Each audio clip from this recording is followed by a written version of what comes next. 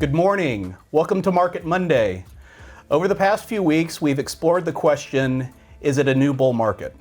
As you recall, with the S&P 500 up 20% from the most recent low, the media quickly spun it into the narrative du jour as we see the number of new stories with the words bull market explode. Clearly it worked.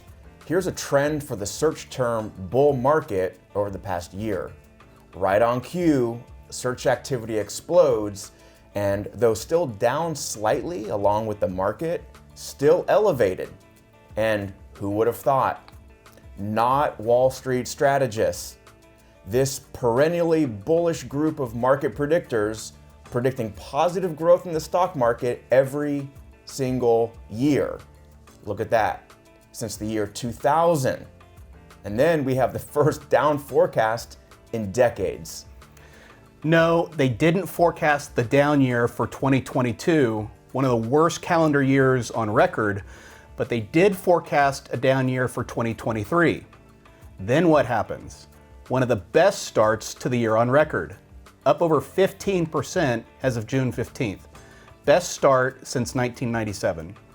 We can see here, 2023 is the 11th best year through the first 114 trading days. And while the return for the remainder of the year, meaning essentially from here till the end of the year, has been a bit mixed bag. The returns for the full calendar year have been strong, just history.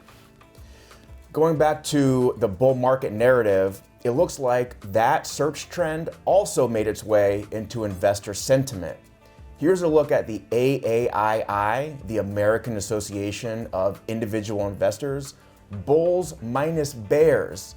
When this line is going up, there are more bulls than bears, and when it's going down, you guessed it, more bears. So what happened in November of 2021 when many markets peaked? That's right, bulls peaked. And what happened in the fall of last year when markets bottomed? Most bears in over 30 years. Then look where we are now, along with the bull market search trends. Boom, straight line up. All right, while we do focus most of our attention on the US economy, the US stock markets, after all, they are the dominant global markets. They aren't the only global markets. The world is a big place. So let's take a quick spin around the world and see how some of the other markets and economies are doing. Here are the growth rates for various countries around the world. This is real GDP, the same headline number we use in the US for an apples to apples comparison. The list is sorted from strongest growth to weakest growth for the first quarter of 2023.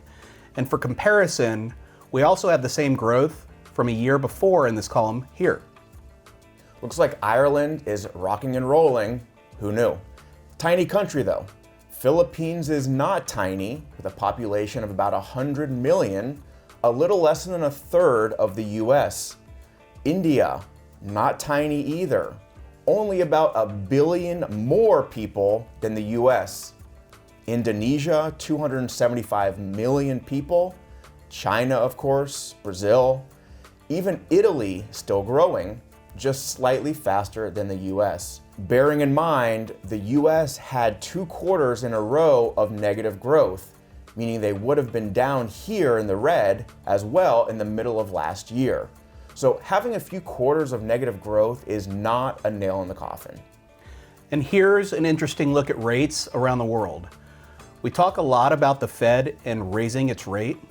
Here we see between 5 and 5.25%. In this column, just for reference, is how much the central bank rate is above CPI inflation, which is significant, especially in the US, because no hiking cycle has ended before the policy rate exceeded the inflation rate, which it now has, likely giving the Fed some extra ammo for its most recent pause decision. See the Fed rate in blue, inflation in red. Just looking at the past 25 years, blue exceeded red, led to pause, blue over red, pause, and finally blue over red and a pause. Or was it a skip?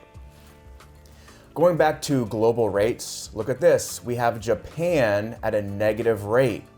Switzerland with a very low rate, they just raised last week, and quite modest inflation as well.